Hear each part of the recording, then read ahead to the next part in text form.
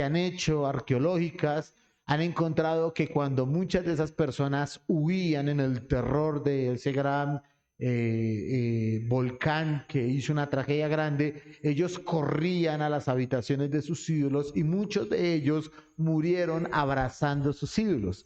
No así, aún así, las excavaciones mayas, incas y aztecas han encontrado justamente que después de la muerte los indígenas también en su paso entre la vida y la muerte les han encontrado algunos ídolos en la fe y la esperanza de lo que podía suceder después de la vida.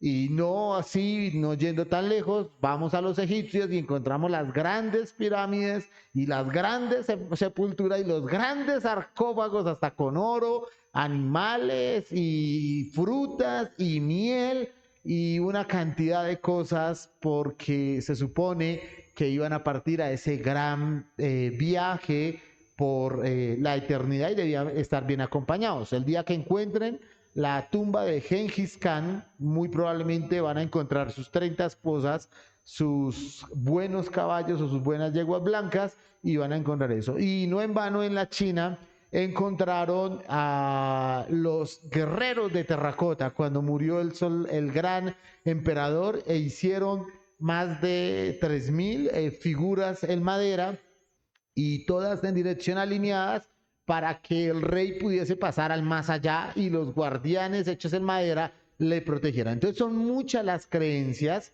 que se tienen del paso entre la vida y la muerte. Pero nuestro amado Señor Jesucristo hizo una descripción de qué es lo que vamos a encontrar allá. Y si esta es la descripción de lo que vamos a ver parecido allá, es mejor que nos aferremos a esta esperanza y es mejor que nos aferremos a esta descripción de qué sucede con nosotros cuando morimos. ¿Sí? Ninguno de los dos nos muestran los malos hechos que los tienen allá. O sea, el rico no está en el infierno por rico, ni el pobre está en el cielo por pobre. ¿Sí? O sea, no hay una descripción de mérito para nosotros poder decir por qué ellos están allá. No nos deja calificar la situación de por qué su corazón terminó siendo castigado o porque está pagando la condena cada uno en determinado lugar. Pero lo que sí nos muestra es en parte del rico, el rico mandón, ¿no? El rico opulento, el rico que desafía, solamente piensen que si hay un pobre que busca comer las migajas que caían de la mesa, quiere decir que había plato para todos, menos para el rico, o sea que era tacaño. Aun si el pobre Lázaro estaba cerca al rico, él miraba desde todos los ángulos y esperaba ver si caía una piecita, una arvejita, una lentejita, un pedacito de cabro para él poderle echar mano. Y solamente piensen que también estaba enfermo y aún estando enfermo aspiraba las migajas. O sea, este rico no le iba a dar ningún plato de comida.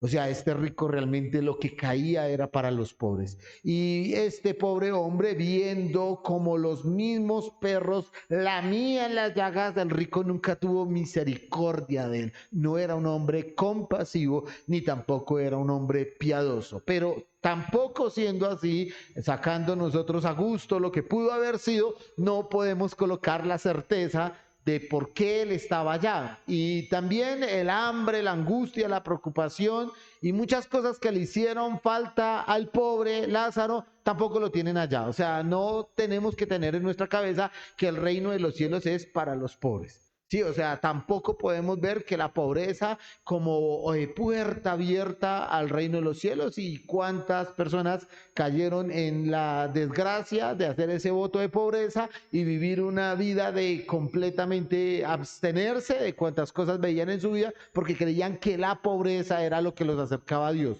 Y la mala interpretación de muchos textos bíblicos hicieron que durante generaciones el pobre tuviese esa aspiración al cielo y el rico parece que estuviese condenado a la vida eterna por el simple hecho de ser rico. Mal interpretaciones que vimos a través de los tiempos. Pero estos dos murieron y a uno los ángeles lo llevaron al seno de Abraham. Ya nadie está en el seno de Abraham a través de la muerte de nuestro Señor Jesucristo. Hoy estamos en el seno de Jesucristo y quienes parten están en la presencia del Señor, pero antes estaban en el seno de Abraham. Y en el Hades, que era el otro lugar, donde era el lugar donde reposaban los muertos mientras llegaba el juicio.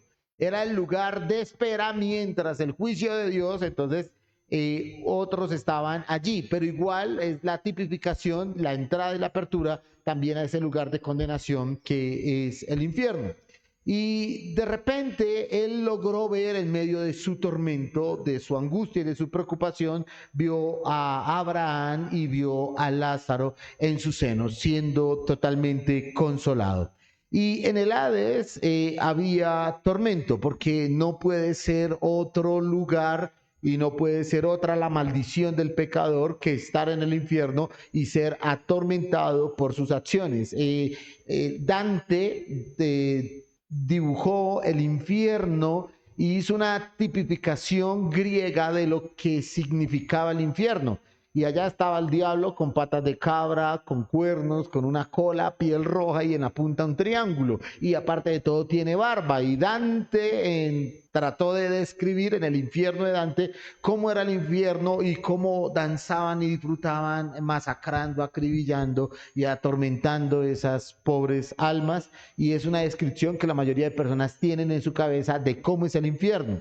Pero este lugar lo describe como un lugar de llamas, ¿sí? Característica especial del infierno, un lugar de llamas, y este hombre estaba siendo castigado, torturado y atormentado en una llama, en un lugar donde no hay agua, ni siquiera es agua caliente, es que no hay agua.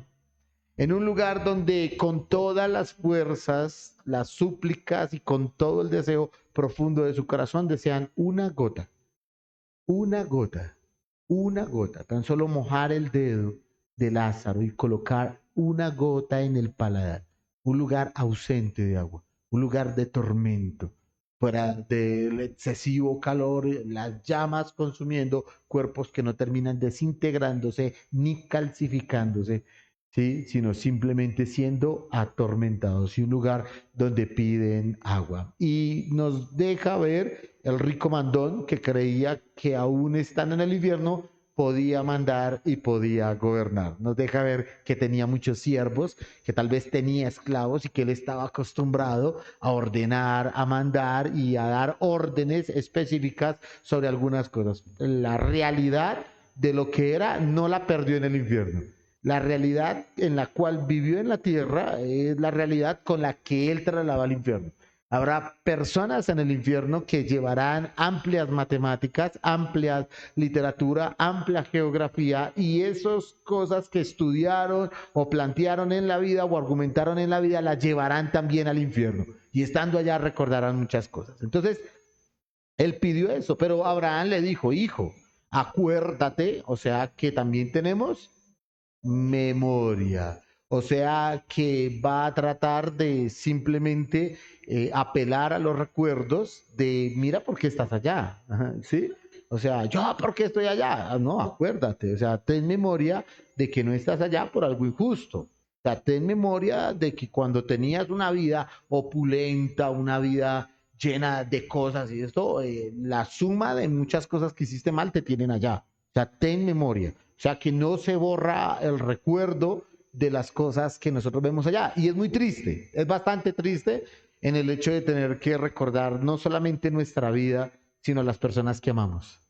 Y tener el recuerdo de los lugares que visitamos, pero también tener el recuerdo de los lugares que dejamos de visitar. Tener el recuerdo de las cosas que leímos, pero también tener el recuerdo de las cosas que dejamos de leer. Una memoria intacta de nuestra vida y de nuestro paso por la tierra. Acuérdate que tú recibiste tus bienes en tu vida y Lázaro también males. A los malos no siempre les va mal y a los buenos no siempre les va bien. Parece en este caso particular que la vida estuviera inversa para ambos personajes. Al rico le debió haber ido mal, pero le fue muy bien. Y al pobre Lázaro le debió haber ido bien. Uy, pero mentiras que lo que le estaba yendo era muy mal. ¿Sí? Y a veces nosotros siempre vamos a la misma idea. Padres buenos no siempre dan hijos buenos. A veces padres buenos dan malos hijos. ¿Sí? A veces padres malos dan buenos hijos. Y a veces buenos padres dan malos hijos. Y es la regla que uno quisiera romper, pero así es la vida. Y así es Dios. Hace poco estuve en una célula y una persona me decía, pastor, ¿las pruebas son bíblicas? Entonces yo le dije, wow, qué pregunta. Le dije, ¿por qué me preguntas eso? Y me dijo, porque yo escuché por televisión a una pastora decir que las pruebas no eran de Dios. Y yo le dije, ¿de verdad eso dijo la pastora? Y yo le dije, bueno, entonces vamos a mirar la Biblia. Y en la Biblia dijiste, vamos a ponerle la lupa y vamos a poner pruebas. Y Dios prueba la mente y el corazón.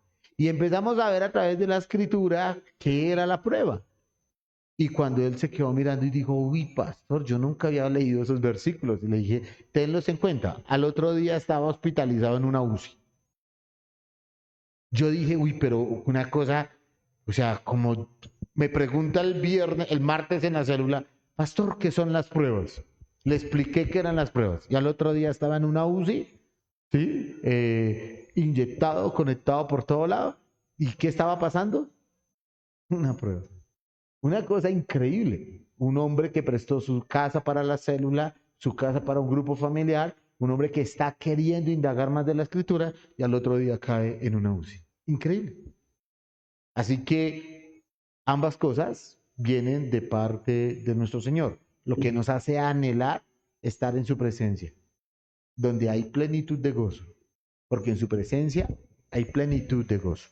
Entonces, luego dice, además de todo esto, una gran cima está puesta entre nosotros y vosotros, de manera que dice, además de esto, una gran cima está puesta entre nosotros y vosotros, de manera que los que quisieren pasar de aquí a vosotros no pueden, ni de allá pasar acá. Pero yo me hago una pregunta, que los que están en el infierno quieran pasar al cielo, bueno, pues eso es lo más normal del mundo, es lo más lógico del mundo. Lo que yo no entiendo es cómo es posible que los que están allá quieran pasar allá. ¿Ah? ¿Qué podría hacer que los que están allá quisiesen pasar para allá? Y ahí es donde yo escucho a muchas personas, he escuchado a muchas mamás que dicen, eso va a ser algo terrible en el cielo si yo me voy para el cielo y se quedan mis hijos. Y muchas personas tienen en su corazón ese lamento de que ellos van a ir al cielo, pero que su familia se va a perder. Yo le hago una pregunta. Una mamá que está allá, al ver arder sus tres hijos en el infierno, ¿no quisiera ir por ellos?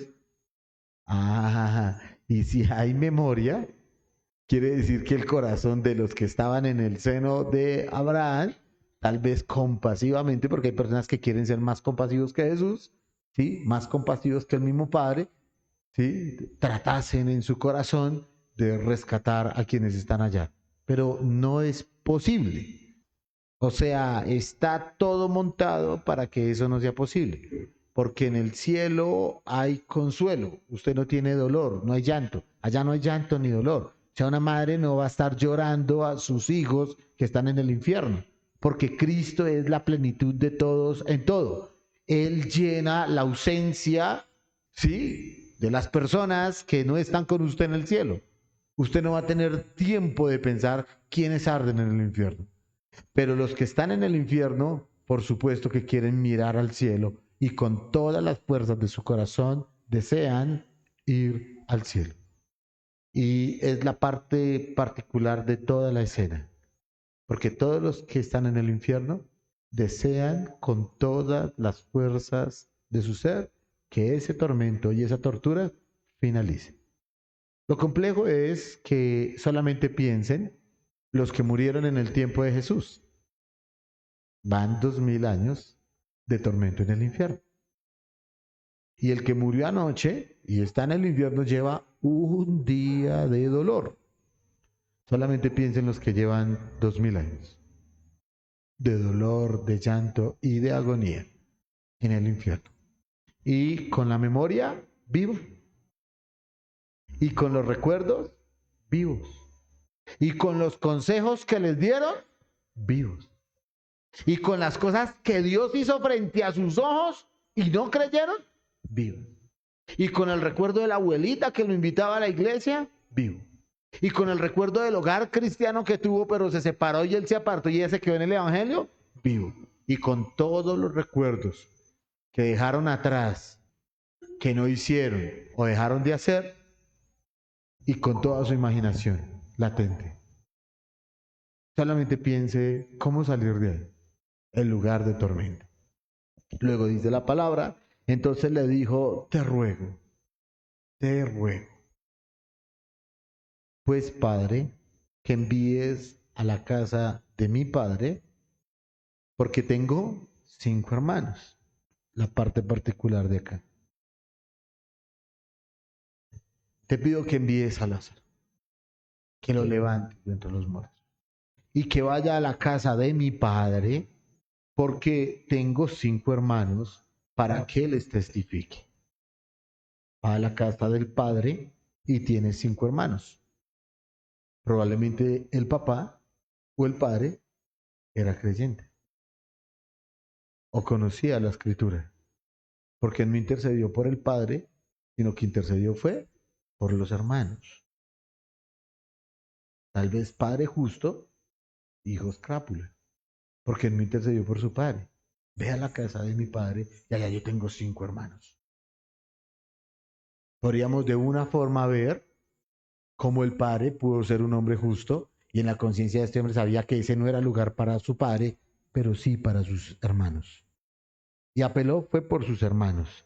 Y dijo, tengo 5 hermanos para que les testifique, a fin de que no vengan ellos también a este lugar de tormento. Y tenemos algo particular y es la imaginación de las personas de creer que pueden salvar con el testimonio a otras personas. Porque hay testimonios que parece que fuesen más poderosos que el testimonio de las mismas escrituras. Hay personas que creen que la salvación está fuera de la escritura.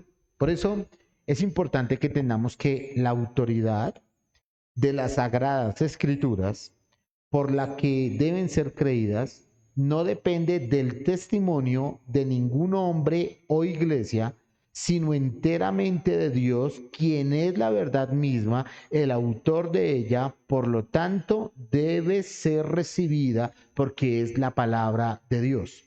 La intención de este hombre es que Lázaro se levantase, que del seno de Abraham descendiese y fuese y se parase delante de sus hermanos y les contase, vimos a Lázaro en el infierno, vi a Lázaro en el infierno y yo vengo del cielo. Y lo que está tratando de hacer el rico es inventarse una nueva religión que consiste en salvar personas a través de testimonios. Y muchos de nosotros hemos escuchado testimonios del infierno. Yo tuve un sueño y a veces parece que el sueño del hermanito fuese más poderoso que las escrituras.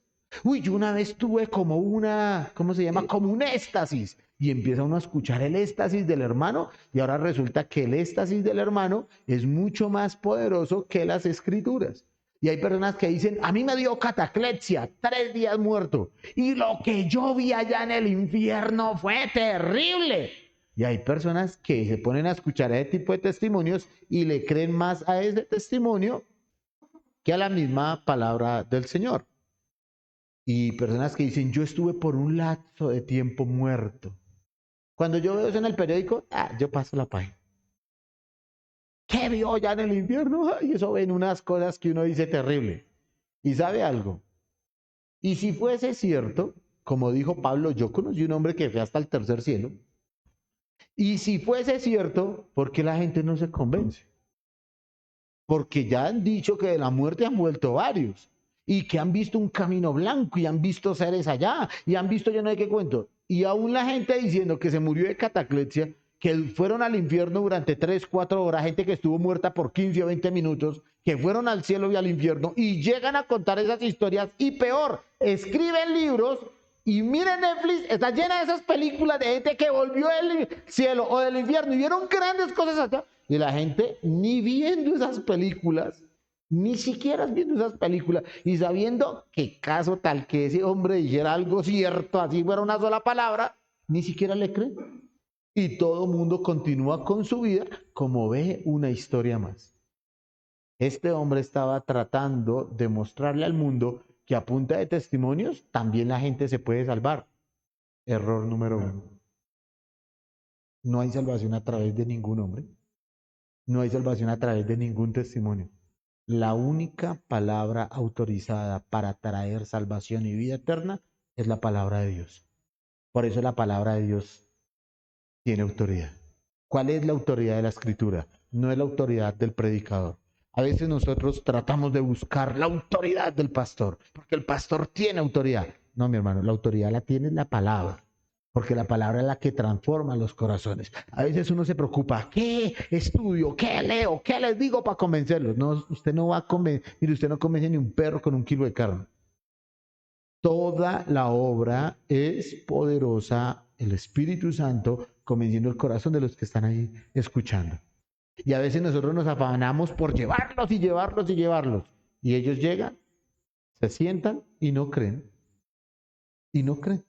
Su corazón sigue y permanece siendo incrédulo. Entonces dice la palabra, tengo 5 hermanos para que les testifique a fin de que no vengan ellos también a este lugar de tormento. Y Abraham le dijo, a Moisés y a los profetas tienen, óiganlos. 2 cosas son importantes. No murieron en el tiempo de Moisés. Porque a Moisés tienen, o sea, al Pentateuco tienen. Y a los profetas tienen, o sea, Zacarías, Habacuc, Sofonías, Ageo, Malaquías. Tienen a Moisés y tienen a los profetas. Quiere decir que ya había Biblia. Ya estaba como mínimo la Torá. Si dice a los profetas y a Moisés tienen, quiere decir que ya estaba la Biblia. Él no los estaba mandando al monte Sinaí a que escucharan a Moisés. Quiere decir que las escrituras ya estaban plasmadas y estaban en circulación a las personas que estaban escuchando el testimonio.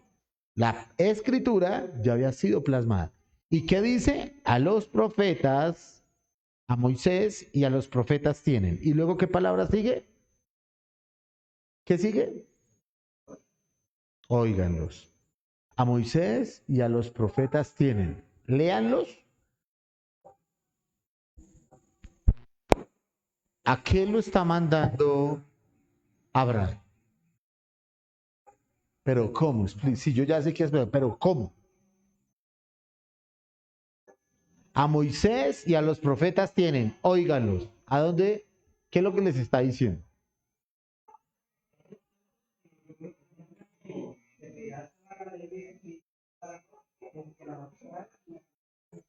Más. ¿A dónde los está mandando? Óiganlos. ¿Dónde se escucha la palabra de Dios? Los está mandando a las sinagogas. Los está mandando a las iglesias. Él le hubiera dicho, ahí tienen a Moisés y a los profetas, léanlos. Pero dice, óiganlos. Significa que a dónde los está mandando? A las sinagogas o a las iglesias a escuchar el testimonio de la escritura. A los profetas y a Moisés tienen, óiganlos. Lo que les está diciendo es, hay salvación en la palabra cuando se da en una iglesia. ¿Saben por qué la palabra tiene autoridad? La palabra tiene autoridad porque leerla produce salvación y vida eterna. Porque la palabra es espíritu y es verdad. Y la palabra misma testifica la condenación del pecador. Es la misma palabra. No somos jueces, no somos nosotros los que dictaminamos las razones o los motivos de la condenación, como no lo podemos hacer en esa porción de la escritura. Yo no puedo decir por qué Lázaro está en el infierno. Yo no puedo decir por qué Rico está en el infierno, pero probablemente las acciones de cada uno de estos hombres plasmadas en la escritura fue lo que les condenó. La Biblia y la palabra de Dios, que es la que salva, también es el látigo para quien no atiende la escritura. ¿Y sabe qué le dijo Abraham? Abraham le dijo, a Moisés y a los profetas tienen, óiganlos. Y entonces ¿el qué dijo? Y entonces ¿el qué dijo? No. Espérate, Abraham le está diciendo, hay salvación, oyendo el evangelio. ¿Y qué dijo el rico? No. Pues espérate, o sea, se estaba inventando una religión. Ahí está todos los personajes del siglo XXI que quieren llegar al cielo a través de algo diferente a la palabra del Señor. Él está diciendo, manda a mi siervo, a Lázaro, que se levante de los muertos y dé testimonio. Mire, mis hermanos, hay personas que así se levante Simón Bolívar, no le van a creer dónde estuvo. Créame, mis hermanos. Hay personas que aún viendo a Cristóbal Colón ahí parado, y el Cristóbal Colón del infierno oliendo a azufre, se paró entre los muertos, ni siquiera viendo. ¿Y saben algo? Y aunque hubiese un testimonio tan poderoso como de un muerto que llegara de entre la tumba y de entre los muertos oliendo a sepulcro, aún así la palabra tiene autoridad para salvar y no el testimonio de ese que acaba de levantarse. Solamente piense cuál es la autoridad de la palabra. Se para Simón Bolívar y dice, créame, oliendo a azufre, créame, yo estuve allá. Y Abraham y el rico y Jesús todos le dirían, muy bonito su testimonio. Pero el único testimonio válido, ¿cuál es? La escritura. Y él llegó y dijo, no. Y uno dice, pero ¿por qué? O sea, este está en el infierno y sigue terco. Está en el infierno, ya sabe por qué está allá. Y todavía incrédulo en pensar que la palabra de Dios es la que traía salvación y vida eterna. ¿Usted conoce a alguien así? ¿Conoce a alguien como el rico? Que duda totalmente de la salvación y la vida eterna a través de la escritura. Dice la palabra, entonces dijo, no, padre Abraham, pero si alguno fuere a ellos de entre los muertos, se arrepentirán. Mas Abraham le dijo, si no oyen, volvemos a la palabra oyen, no leen, como cuando dice, cuando tú quieres orar, entra a lo secreto y el Dios que ve en lo secreto te recompensará en público. Ahí no dice, y el Dios que escucha en lo secreto te recompensará en público. Como acá tampoco dice lee. Acá ¿qué dice? Oigan, atiendan. Y dice, entonces le dijo, no, padre Abraham, pero si alguno fuere de entre los muertos se arrepentirán. Mas Abraham le dijo, si no oyen a Moisés y a los profetas, tampoco se persuadirán. Palabra peligrosa, persuadirán.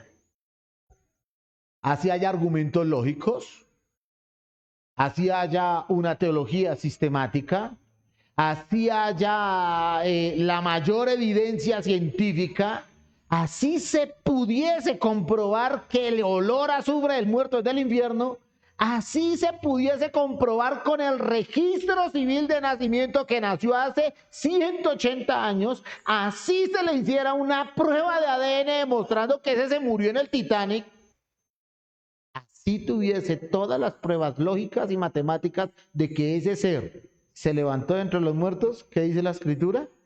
Tampoco se persuadiría. Su cabeza asentiría con la cabeza, pero su corazón estaría totalmente incrédulo. ¿Sabe qué significa eso?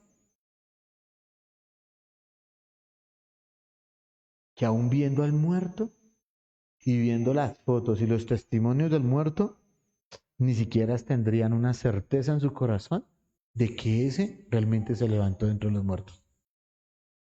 ¿Sabe qué dice la escritura?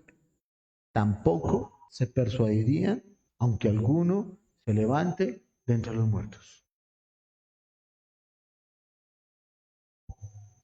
Si no creen a la palabra, tampoco le van a creer a un muerto. Si no creen a la palabra, no le van a creer a un muerto. Esa es la autoridad de la palabra. Que un muerto no produce salvación. Por buena que sea la historia. Ah, no, eso si se la llega a contar es una super historia. Pero ni siquiera la historia de un muerto que vuelve de ultratumba es más poderoso que el testimonio de nuestro Señor Jesucristo. ¿Saben qué consiste la autoridad de la palabra? que también condenan. Eso consiste en la autoridad de la palabra. ¿Saben qué consiste la autoridad de la palabra? Que también hay salvación y vida eterna. En ella os parece que qué.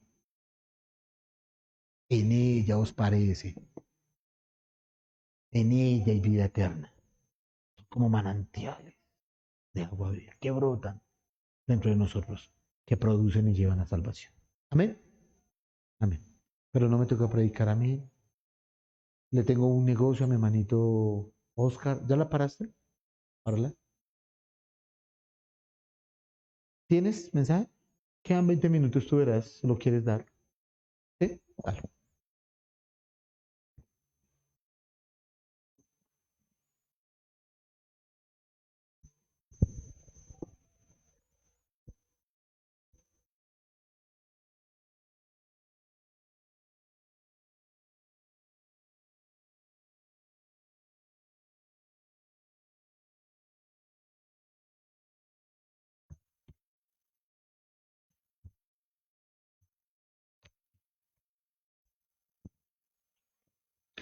Buenas noches, hermanitos. Bendiciones. Por favor, me acompañan a Mateo 2:15, pero si es posible leemos desde el 1. Amén. 2:1. Perdón, estoy un poquito enfermo, entonces. ¿Ven? Cuando Jesús nació,